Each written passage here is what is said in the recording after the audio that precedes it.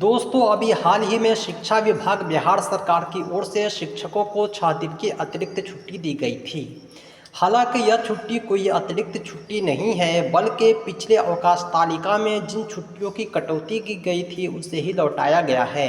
यह सिलसिला अब आगे भी जारी रहेगा। सूत्रों से पता चला है कि शिक्षा विभाग ने जो छुट्टी कटौती को लेकर के कमेटी बनाई है, उसकी बैठक चल रही है। अगले महीने दीपावली और छठ के अवसर पर भी छुट्टी दी जाएगी।